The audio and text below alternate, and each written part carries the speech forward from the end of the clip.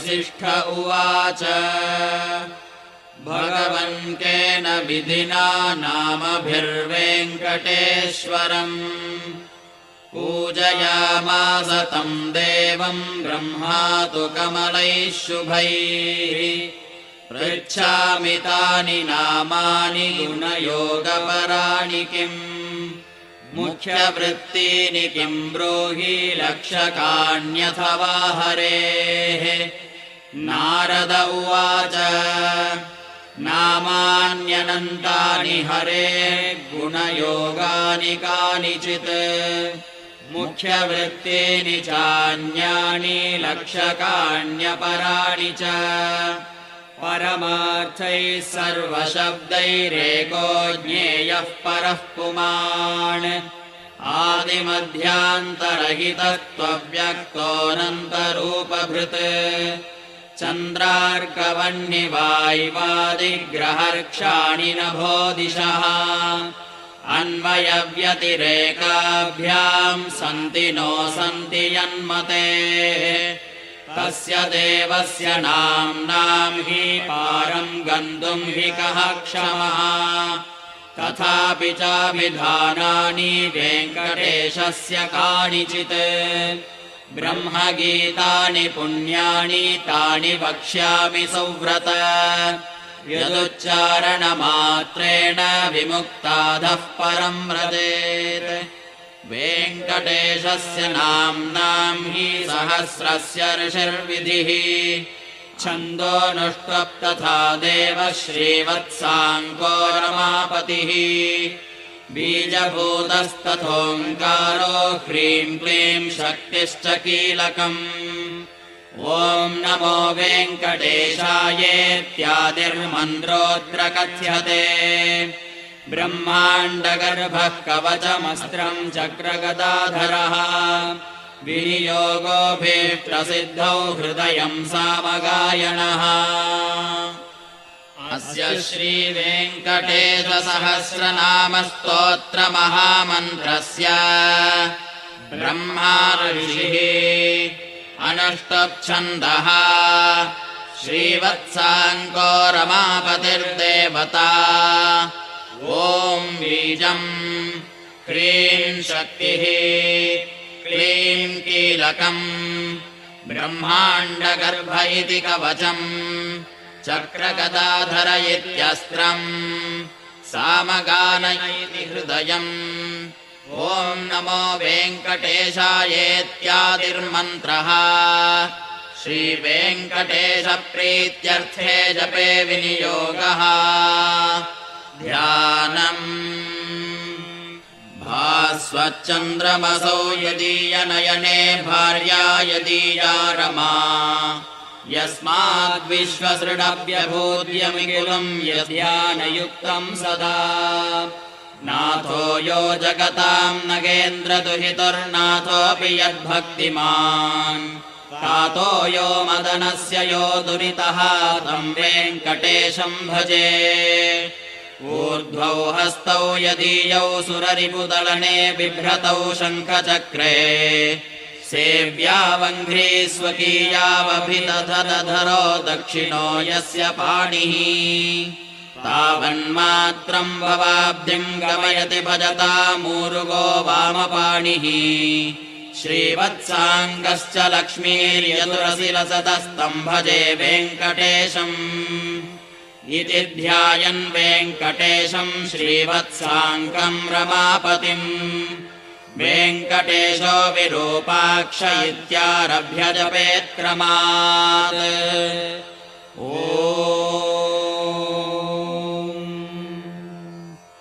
वेङ्कटेशो विरूपाक्षो विश्वेशो विश्वभावनः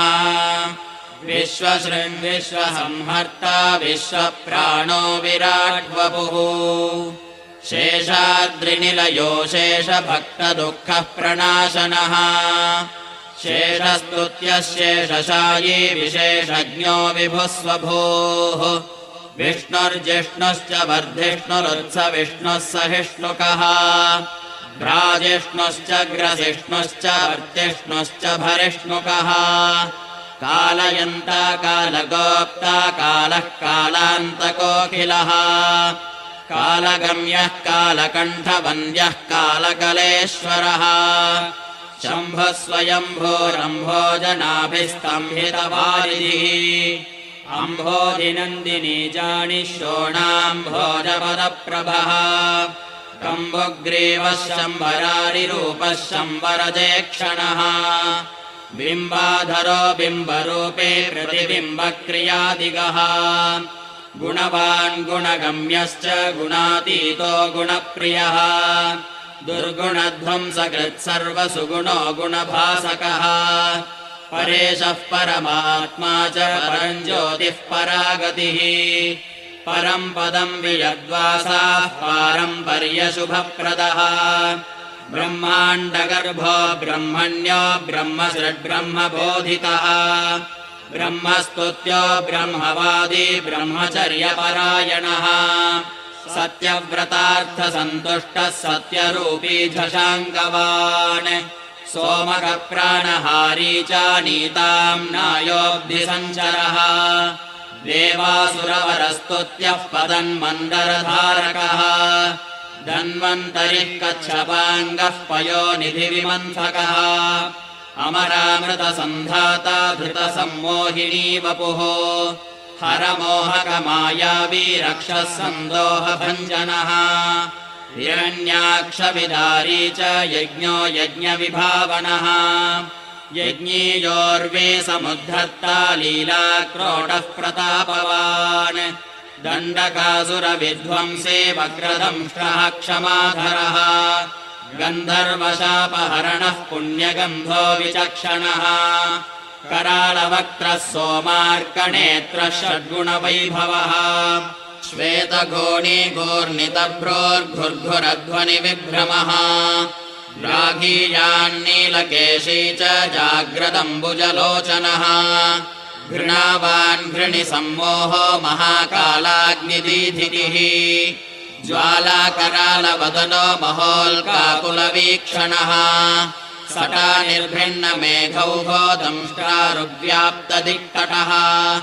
उच्छ्वासाकृष्टभूतेशो निःश्वासत्यक्तविश्वसृट् अन्तर्भ्रमज्जगद्गर्भो नन्दो ब्रह्मकपालहृत् उग्रो वीरो महाविष्णुर्ज्वलनः सर्वतोमुखः नृसिंहो भीषणो भद्रो मृत्युमृत्युः सनातनः सभास्तम्भोद्भवो भीमः शिरो माली महेश्वरः द्वादशादित्यचूटालः कल्पधूमसटाच्छविः हिरण्यकोरस्थलभिन्नखः सिंहमुखो नघः प्रह्लादवरदो धीमान् भक्तसङ्घप्रतिष्ठितः ब्रह्मरुद्रादिसंसेव्यः सिद्धसाध्यप्रपूजितः लक्ष्मीनृसिंहो देवेशो ज्वालाजिह्वान्त्रमालिकः खड्गी खेटी महेश्वासी कपाली मुसलीहली पाशीशूली महाबाहुर्ज्वरघ्नो रोगलुण्ठकः मौञ्जीयुक्षत्रकोदण्डी कृष्णाजिनधरो वटुः अधीतवेदो वेदान्तोद्धारको ब्रह्मनैष्ठिकः अहीनशयनप्रीत आदितेयो नघो हरिः संवित्प्रियः सामवेद्यो बलिवेश्मप्रतिष्ठितः बलिक्षालितपादाब्जो विन्ध्यावलिविमानितः त्रिपादभूमिः स्वीकर्ता विश्वरूपप्रदर्शकः धृतत्रिविक्रमः साङ्घ्रिनखभिन्नाण्डखर्परः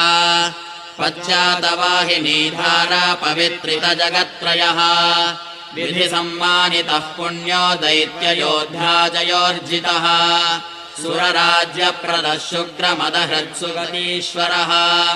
जामदग्न्यः कुठारी च कार्तवीर्यविदारणः रेणुकायाः शिरोहारी दुष्टक्षत्रियमर्दनः वर्चस्वीदानशीलश्च धनुष्मान् ब्रह्मवित्तमः अद्युदग्रः समग्रश्च न्यग्रोधो दुष्टनिग्रहः रविवंशसमुद्भूतो राघवो भरताग्रजः कौसल्यातनयो रामो विश्वामित्रप्रियङ्करः ताटकारिः सुबाहुघ्नो बलादिबलमन्त्रवान् अहल्याशापविच्छेदे प्रविष्टजनकारयः स्वयंवरसभासंस्त ईश चापप्रभञ्जनः जानकी परिणेता च जनकाधीशसंस्तुतः जमदग्नितनो जातयोद्धायोध्याधिपाग्रणीः पितृवाक्यप्रतिपालस्त्यक्तराज्यः स लक्ष्मणः ससीतश्चित्रकूटस्थो भरताहितराज्यकः काकदर्पप्रहर्ता च दण्डकारण्यवासकः पञ्चवट्याम् विहारी च स्वधर्मपरिपोषकः विराधहागस्त्यमुख्यमुनिसम्मानितः पुमान् इन्द्रचापधरः खड्गधरश्चाक्षयसायकः खरान्तको दूषणारिस्त्रिशिरस्करिपुर्वृषः ततः शूर्पणखानासाच्छेत्तावल्कलधारकः जटावान् पर्णशालास्थो मारीचबलमर्धकः पक्षिराकृतसंवादो रवितेजा महाबलः शबर्यानीतफलभुग् हनूमत्परितोषितः सुग्रीवाभयदो दैत्यकायक्षेपणभासुरः सप्ततालसमुच्छेत्ता वालिहृत्कपिसंवृतः वायुसूनुकृता सेवस्त्यक्तपम्पः कुशासनः उदन्वर्तेरगशूरो विभीषणवरप्रदः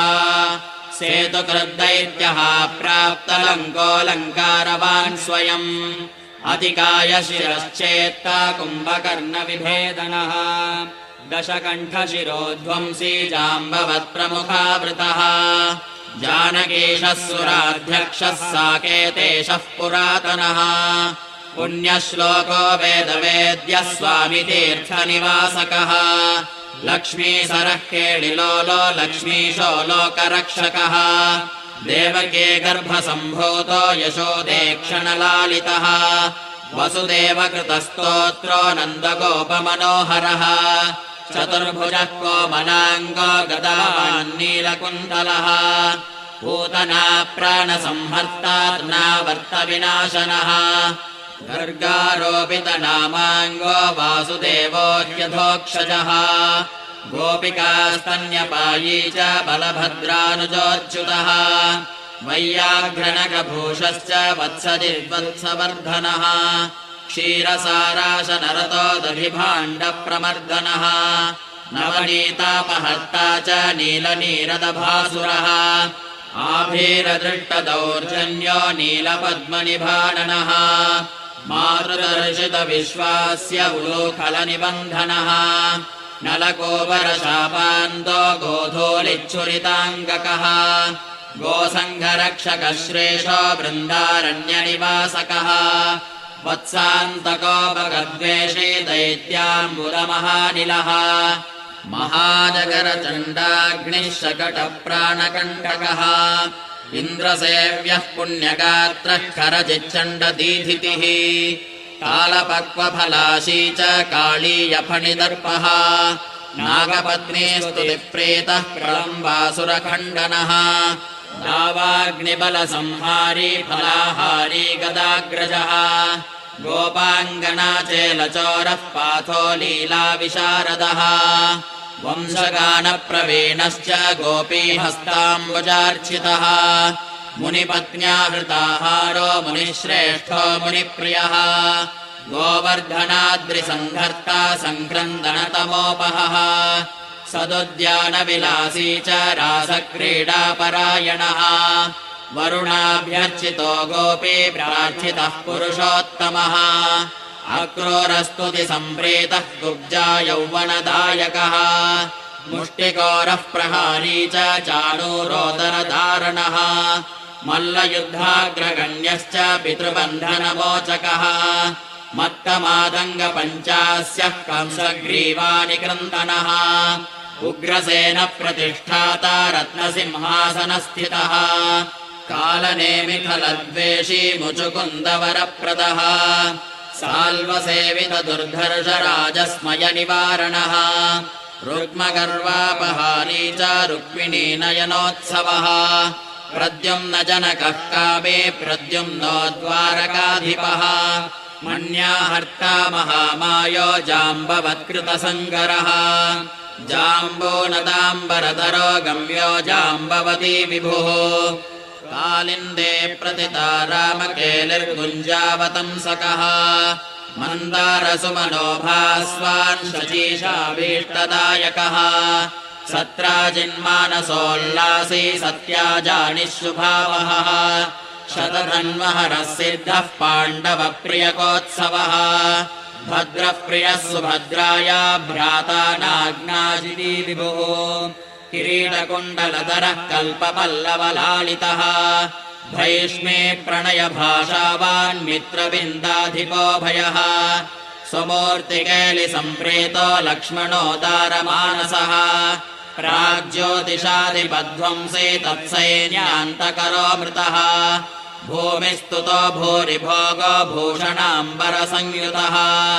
बहुरामाकृताक्लादो गन्धमाल्यानुलेपनः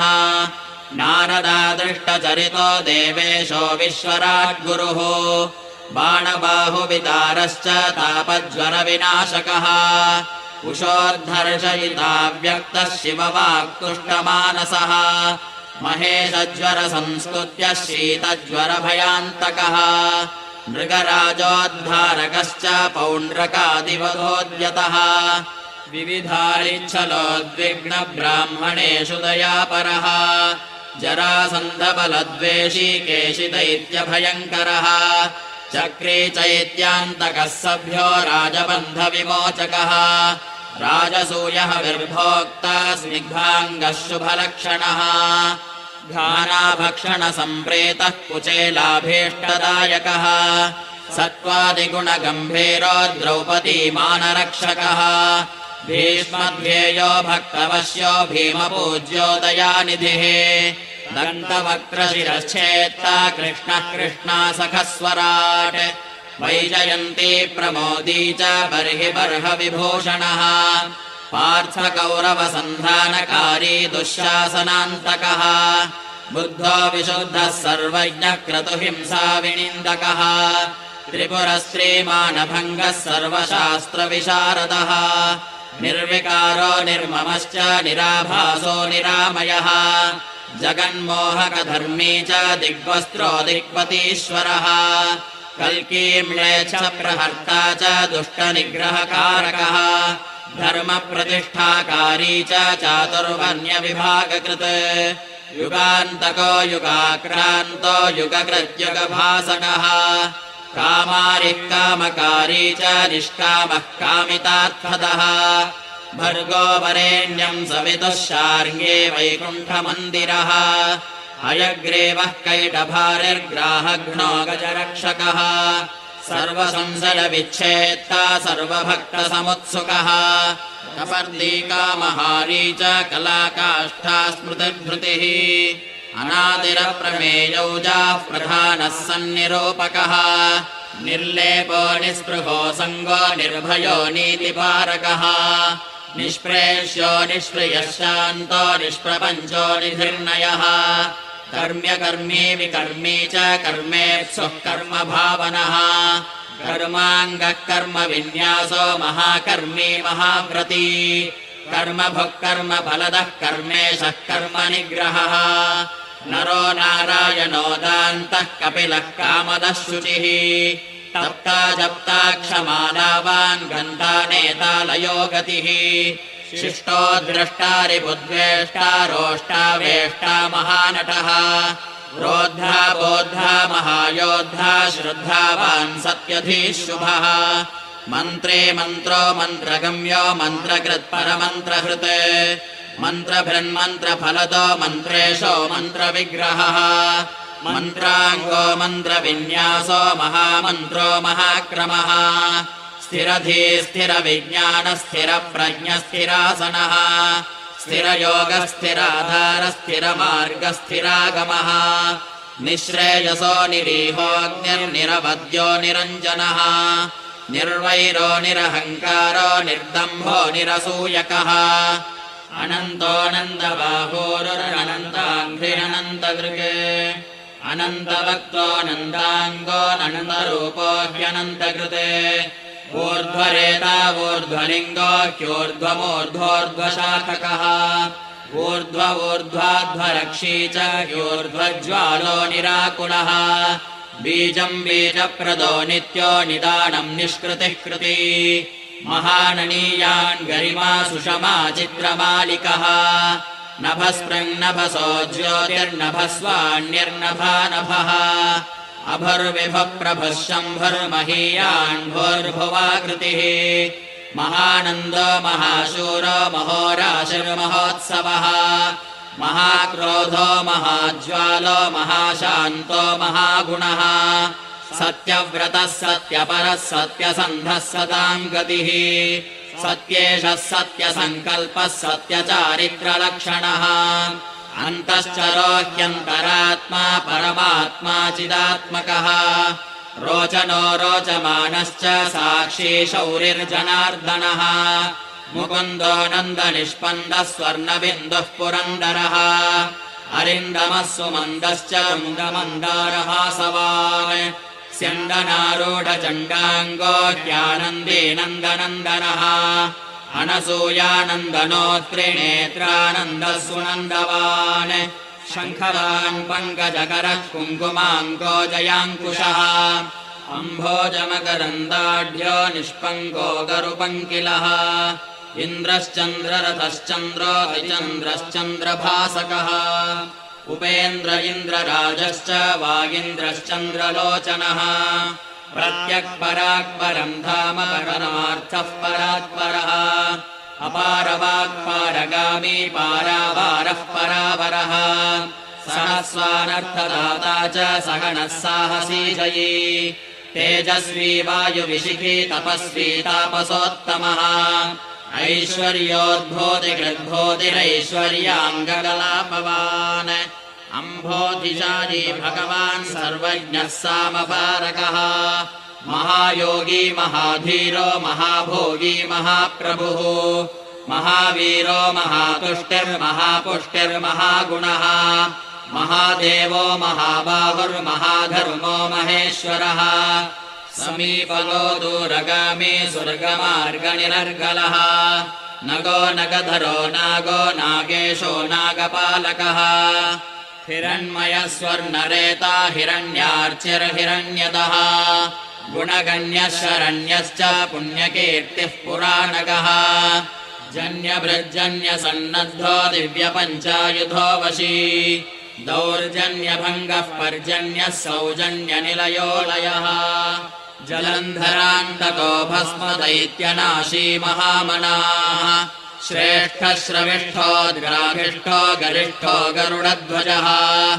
ज्येष्ठो द्रशिष्ठो वर्षिष्ठो द्राघीयान् प्रणवः फणी सम्प्रदायकरः स्वामी सुरेशो माधवो मधुः निर्निमेषो विधिर्वेधा बलवान् जीवनम् बली स्मर्ता श्रोता विकर्ता च ध्याता नेता समो समः होता पोता महावक्तारन्ता मन्ता खलान्तकः दाता ग्राहयिता माता नियन्तानन्तवैभवः गोप्ता गोपयिता हन्ता धर्मजागरिता धवः कर्ता क्षेत्रकरः क्षेत्रप्रदः क्षेत्रज्ञ आत्मवित् क्षेत्री क्षेत्रहरः क्षेत्रप्रियः क्षेमकरो मरुते भक्तिप्रदो मुक्तिदायी शक्तिदो युक्तिदायकः शक्तियुन्मौक्तिकस्रग्वी सूक्तिराम्नाय सूक्तिगः धनञ्जयो धनाध्यक्षो धनिको धनधाधिपः महाधनो महामानी दुर्योधनविमानितः रत्नाकरो रत्नरोचि रत्नगर्भाश्रयः शुचिः रत्नसानुनिधिर्मौलिरत्नाभा रत्नकङ्कणः अन्तर्लक्ष्योऽन्तरभ्यासी चान्तर्ध्येयोजितासनः अन्तरङ्गोदयावांश्च ह्यन्तर्मायो महार्णवः सरसः सिद्धरसिकः सिद्धिः साध्यः सदा गतिः आयुः प्रदो महायुष्मानर्च्युष्मानोषधीपतिः अष्टश्रेरष्टभागोऽष्टगोव्याप्तयशोऽव्रती अष्टापदः सुवर्णाभो ह्यष्टमूर्तिस्त्रिमूर्तिमान् अस्वप्नः स्वप्नगः स्वप्नः सुस्वप्नफलदायकः दुःस्वप्नध्वंसकोद्ध्वस्तदुर्निमित्तः शिवङ्करः सुवर्णवर्णः सम्भाव्यो वर्णितो वर्णसम्मुखः सुवर्णमुखरीतीर शिवध्यातपदाम्बुजः दाक्षायणीव च स्तुष्टो दूर्वासो दृष्टिगोचरः अम्बरीषव्रतप्रीतो महाकृत्तिविभञ्जनः महाविचारकध्वंसी कालसर्पभयान्तकः सुदर्शनः कालमेघः श्यामः श्रीमन्त्रभावितः हेमाम्बुजसरस्नायी श्रीमनोभाविताकृतिः श्रीप्रदत्ताम्बुजस्रग्वी श्रीकेलिः श्रीनिधिर्भवः श्रीप्रदो वामनो लक्ष्मीनायकश्च चतुर्भुजः सन्तृप्तस्तर्पितस्तीर्थस्नातृसौख्यप्रदर्शकः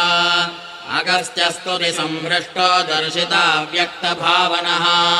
कपिलार्चिः कपिलवान् सुस्नाताघविपाटनः वृषा कपिः कपिः स्वामी मनोऽन्तस्थितविग्रहः वह्निप्रियोऽर्थसम्भाव्यो जनलोकविधायकः वह्निप्रभो वह्नितेजाः शुभाभीष्टप्रदो यमी वारुणक्षेत्रनिलयो वरुणो वारणार्चितः वायुस्थानकृतावासो वायुगो वायुसंहृतः यमान्तकोऽभिजननो यमलोकनिवारणः यमिनामग्रगण्यश्च संयमी यमभावितः इन्द्रोद्यानसमीपस्थ इन्द्रदृग्विषयः प्रभुः यक्षराट्सरसीवासो ह्यक्षय्यनिधिकोशकृत् स्वामितीर्थकृतावासः स्वामिध्येयो ह्यथोक्षजः वराहाद्यक्ततीर्थाभिसेविताङ्घ्रिसरोरुहः पाण्डुतीर्थाभिषिक्ताङ्गो युधिष्ठिरवरप्रदः भीमान्तःकरणारूढः श्वेतवाहनसख्यवान् नकुलाभयतो माद्री सह देवाभिवन्दितः कृष्णाशपथसन्धाता कुन्ते स्तुतिरतोदमी नारदादिमुनिस्तुत्यो नित्यकर्मपरायणः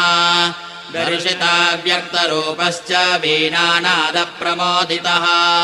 षट्कोटितीर्थचर्यावान् देवतीर्थकृताश्रमः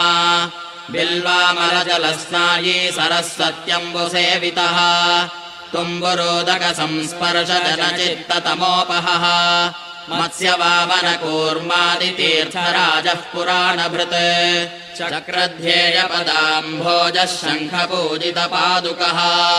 रामतीर्थविहारी च बलभद्रप्रतिष्ठितः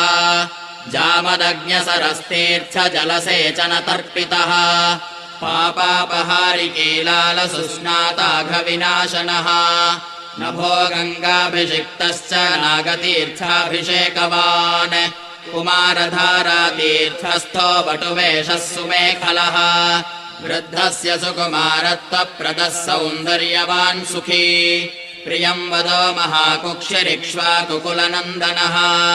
नीलगोक्षीरधाराभोर्वराहाचलनायकः भरद्वाजप्रतिष्ठावान् बृहस्पतिविभावितः अञ्जनाकृतपूजावान् आञ्जनेयकरार्चितः अञ्जनाद्रिनिवासश्च मुञ्जकेशः पुरन्दरः किन्नरद्वन्द्वसम्बन्धो बन्धमोक्षप्रदायकः वैखानसमखारम्भो वृषज्ञेयो वृषाचलः वृषकाय प्रभेत्ता च क्रीडनाचारसम्भ्रमः सौवर्चलेय विन्यस्तराज्यो नारायणः प्रियः दुर्मेधो भञ्जकः प्राज्ञो ब्रह्मोत्सवमहोत्सुकः भद्रासुरशिरश्चेत्ता भद्रक्षेत्री सुभद्रवान् मृगया क्षीणसन्नाहः शङ्खराजन्यतुष्टितः स्थानुस्थो वैनतेयाङ्गभावितो ह्यशरीरवान् भोगेन्द्रभोगसंस्थानो ब्रह्मादिगणसेवितः सहस्रार्कच्छटाभाः सद्विमानान्तस्थितो गुणी विश्वक्सेन कृतस्तोत्रः सनन्दनवरीवृतः जाह्नव्यादिनदी सेव्यः सुरेशाद्यभिवन्दितः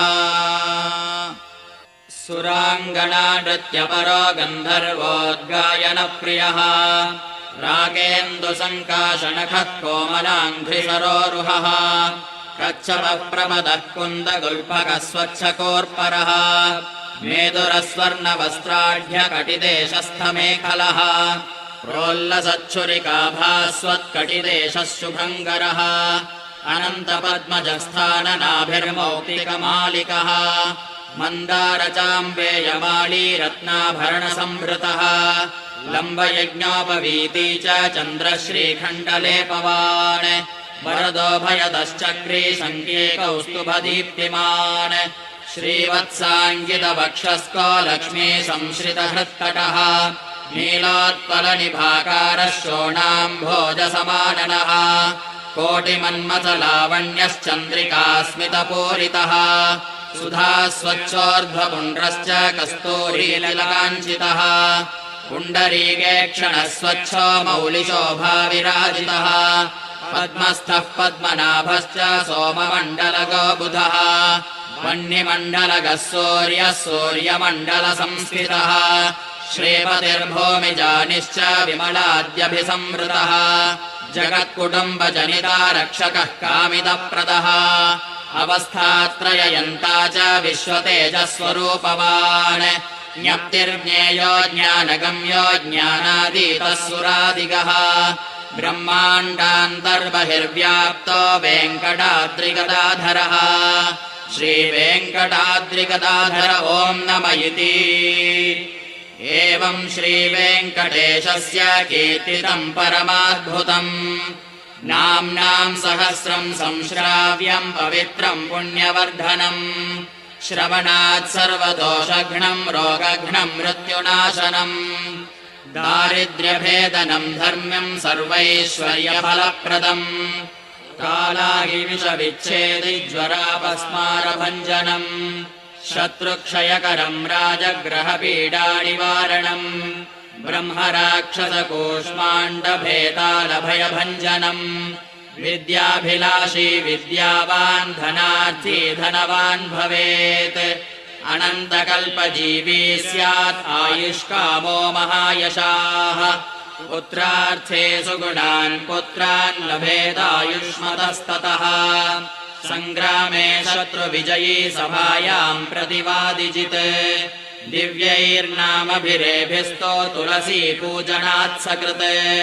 वैकुण्ठवासी भगवत्सदृशो विष्णुसन्निधौ कल्हारपूजनान्मासाद्वितीयैव यक्षराट् नीलोत्पलार्चनात् सर्वराजपूज्यः सदा भवेत् हृत्संस्थितैर्नामभिस्तो भूयाद्दृग्विषयो हरिः वाञ्छितार्थम् तदा दत्त्वा वैकुण्ठम् च प्रयच्छति त्रिसन्ध्यं जपेन्नित्यम् सम्पूज्य विधिना विभुम् त्रिवारम् पञ्चवारम् वा प्रत्यहम् क्रमशो यमी मासादलक्ष्मीनाशः स्याद्विमासात् स्यान्नरेन्द्रता त्रिमासान्महदैश्वर्यम् ततः सम्भाषणम् भवेत् मासम् पठन्यो न कर्ममूर्तिम् च समवाप्नुयात् मार्गभ्रष्टश्च सन्मार्गम् गतः स्वस्वम् स्वकीयकम् चाञ्चल्यचित्तो अचाञ्चल्यम् मनस्वास्थ्यम् च गच्छति आयुरारोग्यमैश्वर्यम् ज्ञानम् मोक्षम् च विन्दति सर्वान् कामानवाप्नोति शाश्वतम् च पदम् तथा सत्यम् सत्यम् पुनः सत्यम् सत्यम् सत्यम् न संशयः।